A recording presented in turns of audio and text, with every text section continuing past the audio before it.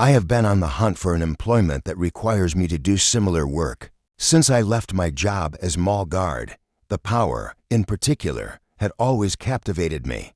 Also, I am not some covert dictator plotting to control people's lives. Please don't be alarmed. On the contrary, I derive immense satisfaction from the ability to go about in uniform. I don't know why, but it was strangely entertaining. Those 2 weeks without a job had been the worst, until an opportunity to work the night shift at a storage facility on the city's outskirts presented itself. I felt as excited to accept the position as the property manager did when he offered it to me. During these instances, Minnesota had exceptionally cold weather. I was very looking forward to Christmas since it was coming up soon. Over the course of that, I intended to visit relatives in Chicago, Illinois, sharing delicious meals, exchanging gifts, and mingling with loved ones. My anticipation of finally being permitted to drink was high because I am still a young adult, 27 years old as of this writing. No, I was never an alcoholic, but a cold beer was always welcome. When I got home from a long day on the job, it was almost 7 o'clock in the evening when I finally started my first shift. I had been kicking back in my admittedly disorganized apartment, watching whatever had caught my attention on Netflix. I was a loner, hence I never really considered how my sluggish demeanor would appear to others on days when I was bored. Not that I was unreliable or anything. I never had the urge to go above and beyond what was expected of me, but I always felt accomplished whenever I put in the effort. This evening, though, was unique. I was prepared to go as I had retrieved my security uniform from the building owner a few days earlier. I didn't want to get too caught up in the fact that I picked up the uniform at the guy's house, rather than the building, something that seemed a bit off to me, but I kept my curiosity in check. I would be seeing the structure for the first time that night. I had previously jotted down the location's address. I started driving to the storage facility after getting in my car. The city's fast-paced and frequently chaotic traffic was nothing new to me, as I had spent most of my life there. The streets were packed even at night, far more so than was necessary. The traffic on my way had delayed me for nearly an hour, and my excitement was turning to rage at the people who had cut me off or drove so slowly. That running seemed like a better option than dealing with the traffic. My shift actually started at 9, but I tried my best to maintain an optimistic outlook. It was unnecessary to become so emotionally invested in a situation that, looking at the bigger picture, wasn't all that horrible. It was worth it to go to that place. Finally, after what felt like an age, I reached the vicinity of the storage facility. It turned out to be far more remote than I had anticipated. 2 massive iron doors graced the front of the enormous cement building.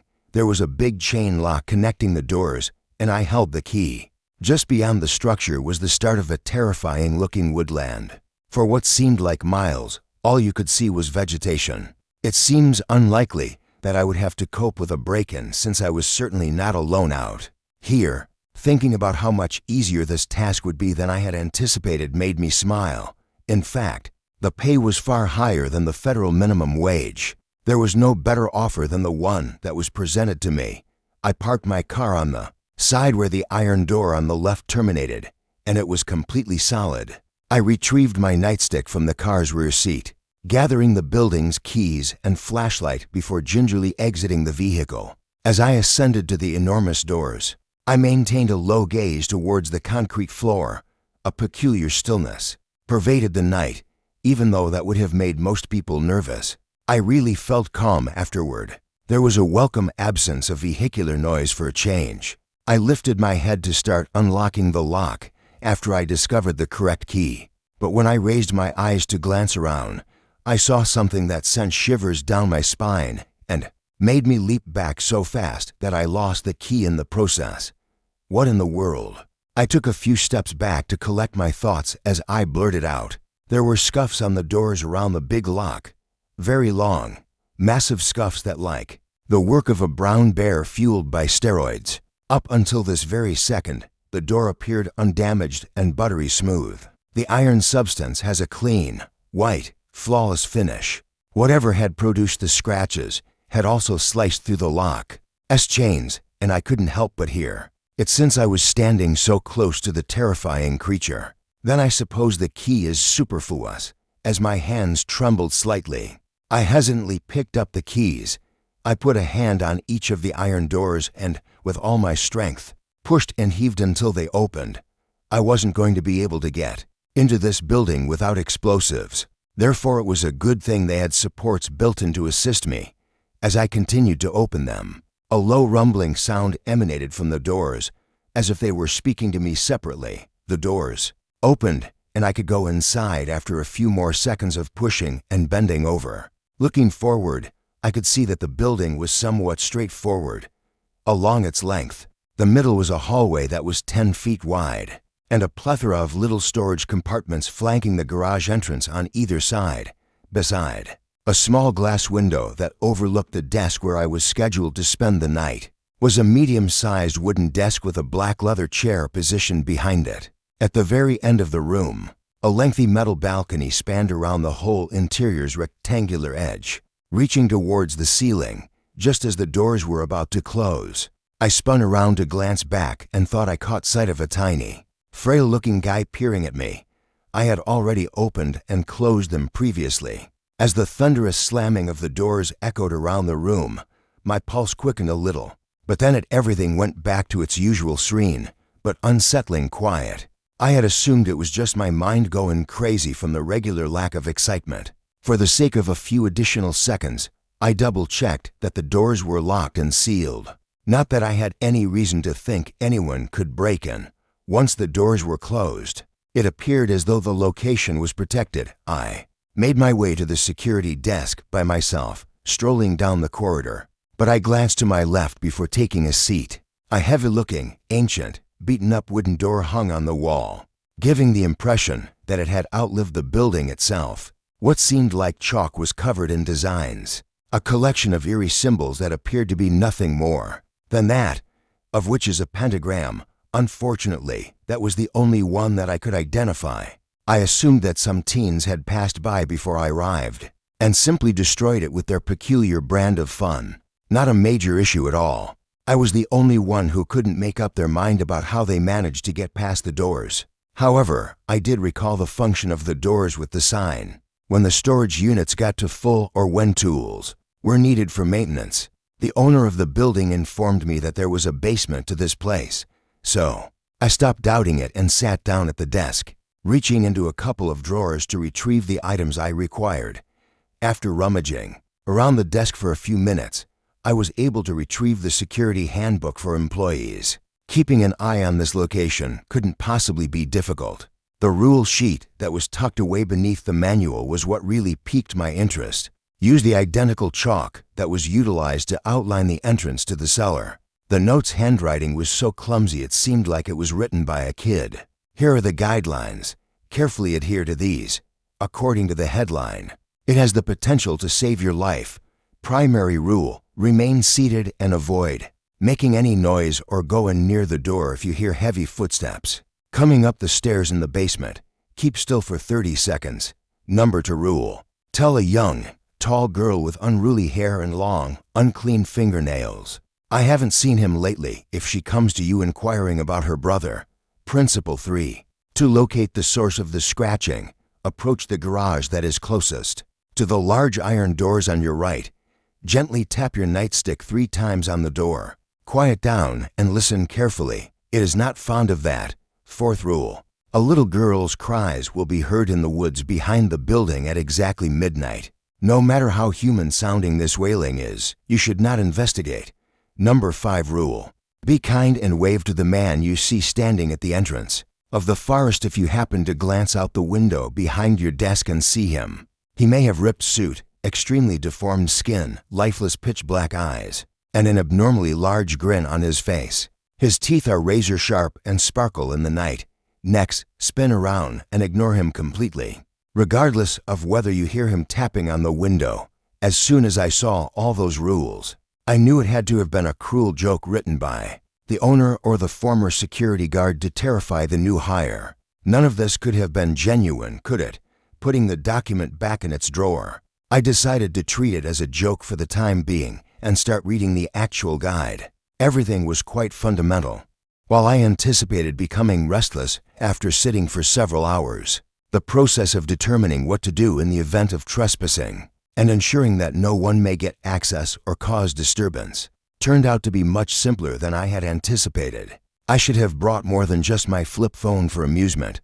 Yes, I am aware that I am using a flip phone, which was never going to work in this area anyhow. I found a pencil in the top right corner of the desk and started tapping it in a rhythmic pattern. As a little distraction as I watched the footage from the security cameras, I tapped for what felt like a minute or two, but as I continued, the sound got louder, even though I wasn't using any more pressure than before. I was startled to realize that the tapping had intensified to an unbearable level, leading me to believe that the sound was actually the sound of extremely fast footsteps. Pounding up the stairs in the basement, they moved swiftly and sounded aggressively. Something swift, huge, and probably powerful was rushing up the steps. Definitely stronger than I am. I wasn't exactly dying to know, though. As soon as my blood began to freeze, my heart froze. As I reached over and stealthily pulled out the document with the regulations, I felt my toes curl up in my shoes. Primary rule: remain seated and avoid making any noise or going near the door. If you hear heavy footsteps coming up the stairs in the basement, keep still for 30 seconds. I could hear heavy breathing after a few more raucous, repetitive steps. Then, all of a sudden, the noises stopped. This one is driven by rage and want rather than exhaustion. It sounded hungry, but I couldn't tell if it was male or female, so I figured it was probably for me. As if it has gone weeks without food, I maintained complete stillness while seated in the chair. My hands started to tremble with fear as my breathing became erratic. Still, I listened to the newspaper and didn't say a word. The only thing I wanted to do, though, was to yell out loud, right now. I know that would have guaranteed a bad end for me if I did that. There were a lot of terrifying things I could have thought of. As being on the other side of that door, I could feel its intent to inflict pain on me. Silencing it was essential to escaping unscathed, yet I could feel the thing's awareness of my existence nonetheless, although it didn't rap on or contact the door in any manner. The breathing grew a little louder.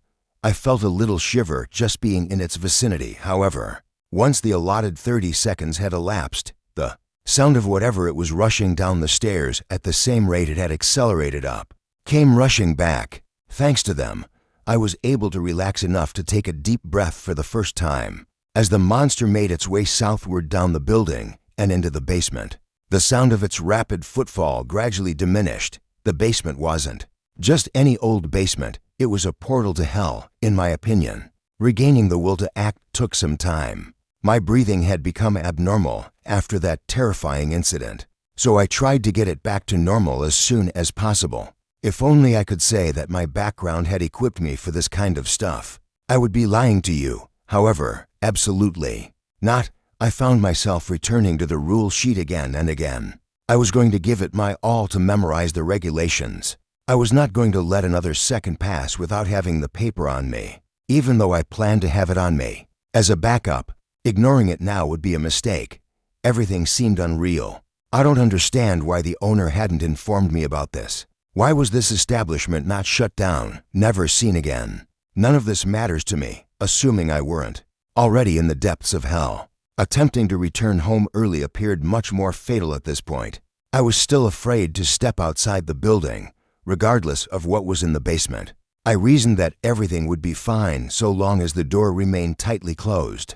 Despite the spotty reception, I could at least see the clock on my phone, nearing midnight. The time was 11:30 p.m. To ease my anxiety, I started pacing restlessly between the storage containers while holding my nightstick and the regulations. However, that did not alleviate the inescapable sensation of constant surveillance. It was as though the otherworldly powers at work here despised my presence, or anybody else. Really, pacing back and forth, I eventually made it to my desk. At the end of the corridor, I checked the garage doors for any damage or potential weak spots. I can't wait until this is over, I muttered to myself, naturally. When I had finished my little sweep, my first action was to begin walking back and turn around, which I did and immediately regretted it. Standing in front of the desk was a very tall woman, She had to be nearly 8 feet. Her black, long, scraggly hair hung down to her legs and covered most of her face. Save for part of her forehead, she was impossibly skinny, but that only made her more inhumanly horrific in her appearance. Her fingernails looked between 4 and 6 inches long.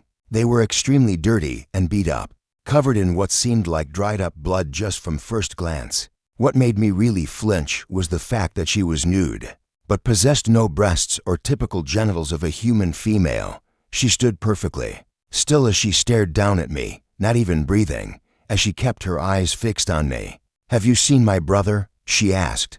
Her voice was extremely raspy, not in a masculine way, but it sounded as if someone decided to violently slide a cheese grater up and down her throat. I froze up, not knowing what to do. I began to internally panic, and my instincts were getting the best of me. The rules had temporarily left my head as I tried desperately to remember them. "Answer me," she shrieked. The room shook under the force of her wavelengths, as her demonic voice boomed throughout the structure of the building. No, I haven't, I promise," I quickly blurted out. Crap, I thought to myself. I had forgotten what I was actually supposed to say to her. I had broken one of the rules. The girl snapped her head to the right quickly, as if she had just broken her neck. Her hair didn't move out of her face save for her eyes, which I guess was a good thing at this point. I grabbed my nightstick while it was on my waistband, gripping it tightly in case she came at me. But she just stood there doing absolutely nothing while staring at me. I didn't even want to blink. I did everything I could to keep my eyes open and make sure that my attention hadn't been taken off of her, not even for a second. My eyes burned, and a stinging sensation crept up on me as I strained to keep them. My eyes burned, and a stinging sensation crept up on me as I strained to keep them open. Eventually, I had no choice but to let myself blink, which then gave the woman enough time to vanish. I turned frantically and looked all around to make sure she wasn't in the building. I know for a fact that it probably wasn't going to be my last time ever seeing her. I immediately exhaled once I saw the space was empty and the coast appeared to be clear, but still kept my grip on my nightstick while using my other hand to pull out the piece of paper with the rules on it to see how gravely I had messed up. Rule number 2. If a tall, young, scraggly-haired girl with long, dirty fingernails appears to you asking where her brother is, tell her, "Haven't seen him lately." In those exact words, seeing my mistake physically written down in front of me did nothing to help. My nerves, I could feel my hands sweating a river as I tried to take bigger, slower breaths to calm myself down. Speaking of my hands, however, when I looked at the back of my left wrist, there had been a pentagram carved into it. Despite the fact I felt no pain or blade slice my skin, it wasn't bleeding heavily, but it was still red like it was a fresh scratch that I had gotten only minutes ago. I came to the conclusion that it was because I had foolishly broken one of the rules. I pulled out my phone again to check the time. 11:58 p.m. I walked back over to my desk, sitting down and letting my head rest on the wood as I waited for the inevitable. Soon the crying of the girl in the forest started. It had hit midnight. It was agonizing. Less crying and more screams of emotional and physical pain. "Please, please help me." The voice begged through the trees. I didn't dare go near the window by the security desk. I didn't want to know what horrific sight was waiting for me there. I stayed in place, not that I was planning on moving anyway, obviously. My instinct was to open the doors, get into my car and drive out of here. But whatever was outside definitely wasn't going to let that happen. I needed to at least wait until the cries of the girl stopped. It wanted to lure me out there to either consume or kill me, or whatever it was demonic entities usually did. "It's getting me. Please, please help." She continued on. Her screams became more and more blood-curdling and unsettling as time went on. Eventually, the forcefulness of her pitch began to fade. It sounded as if the vocal cords in the girl's throat were beginning to tear. I just took it as the entity giving up, and seeing that I wasn't going to take the bait. It wasn't until nearly 5 minutes after it had initially begun that the screaming had finally ceased. It was now completely quiet outside, although at this point, the silence didn't bring me peace. I turned and took a gamble at looking out of the window behind the desk. To my relief, There was nothing out there, just the dark silhouettes of trees, grass, and bushes, which somehow also made me even more uncomfortable. I leaned over in the chair, sitting forward and keeping my eyes down the hallway of the building, with my back turned to the window. Then, the lights had suddenly started to flicker in and out. One of them fully gave out and exploded after several seconds. I watched as little sparks and pieces of glass had fallen onto the floor of the hallway.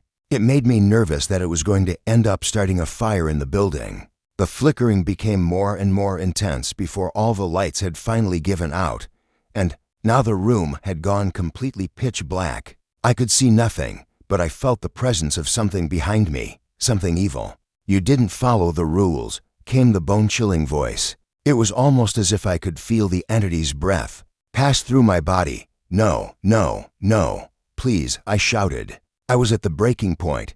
I could no longer take a single second of being in this hell. I needed to get out. I immediately leapt out of my chair, with adrenaline pumping through every single vein in my body. I bolted through the darkness to the end of the hallway and used muscle memory to begin pulling the iron doors open. As the sounds of strange laughter surrounded me, they were taunting me, making me feel as if all my efforts were in vain and that I was going to become a victim to them no matter what. I was able to pull the doors open in just a few seconds, and the moonlight of the night quickly pierced itself into the building, lighting it up like Times Square. Once the doors were open, I bolted out of them and over to my car, grabbing the keys and jamming them into the lock before throwing the door open and dashing into the driver's seat. Whatever was pursuing me had seemed to either not care or wanted me to get away, and the sound of laughter only became louder and louder as I turned the keys in the ignition. Once the engine was on, I threw it into reverse and immediately slammed my foot on the gas for dear life, only taking a couple seconds to look back as I peeled away. In the mirror, I saw the stomach-churning reflection of the man with the huge smile the note had described. A torn suit, ragged and deformed skin, the huge smile with razor-sharp, rotting teeth and lifeless black eyes staring right back at me. He waved ever so slowly at me through the mirror as I peeled away. His inhumanly large grin did not change in the slightest as I left him, and whatever the hell else was there in the dust. From that moment on, I was never working a night shift ever again, no matter how high the pay was. It's been a couple of weeks now of taking time to myself and talking to a therapist. I could barely afford, not that I told her the full truth. Of course, I had been scrolling through my phone, ignoring any communication from the owner of the building. In fact, I even blocked his number and anything to do with him. When I called the police and gave them as much info as I could about the place and the owner, they came up with nothing sufficient enough to press forward with an investigation. I knew I had to take matters into my own hands and do my own research. I wanted the owner of the building to pay for what he had put me through. Some might say, that sounds a little psychotic, but you can't sit here and tell me that you wouldn't be upset if someone lured you into something like that. So I simply went about scrolling and surfing the web one day in my quest to find more info, and had come across an online news article which had immediately caught my attention. With just the headline, "Security guard at Will's storage house missing after only 2 days on duty," police say. As bad as I felt for the guy, it was just the event needed to kickstart an investigation, a necessary evil, if you will. 2 days, I thought. He lasted longer than I did. I'll give him props for that. But when I dug further into the article, the writer made a point of saying he vanished without a trace, the only clue being that his car was still parked outside the building. No one would believe me, but I knew.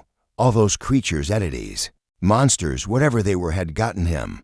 I broke the rules, but I got lucky and survived. I couldn't say the same for him. To everyone reading this, whatever you do, if something sounds too good to be true, it usually is.